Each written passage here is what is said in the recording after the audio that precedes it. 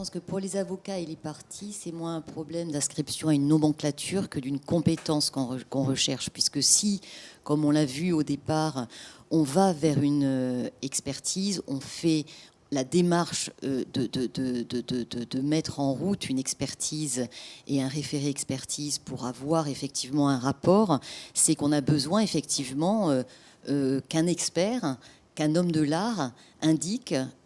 Moi, c'est plutôt vers la construction, hein, pourquoi est-ce qu'il y a des désordres, etc. Et qu'on sait qu'on ne pourra pas faire entendre sa voix devant le tribunal sans un rapport d'expert. Donc c'est vraiment le cœur du sujet, c'est avoir des experts qui soient vraiment compétents.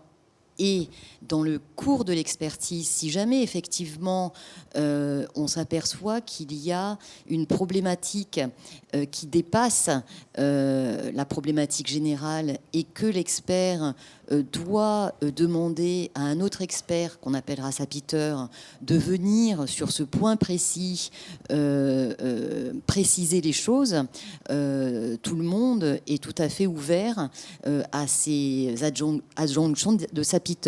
En revanche, effectivement, les avocats et les parties ne supportent pas la désignation d'un expert qui, dès le départ, finalement n'a pas la compétence et tout de suite désigne un sapiteur qui va faire sa mission en lieu et place.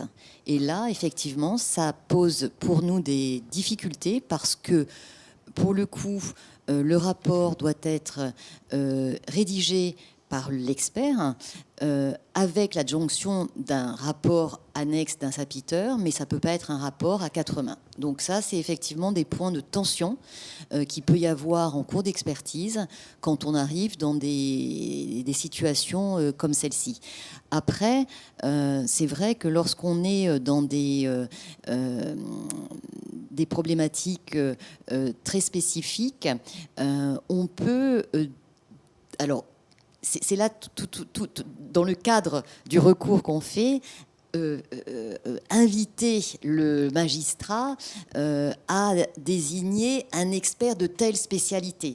C'est toujours très délicat, évidemment, de dire il y a un tel qui est vraiment très très bon, vous devriez le désigner parce qu'effectivement, ce n'est pas à nous de choisir l'expert et si on propose un nom, c'est peut-être qu'on est effectivement en rapport avec lui et que du coup, il n'aura pas cette indépendance.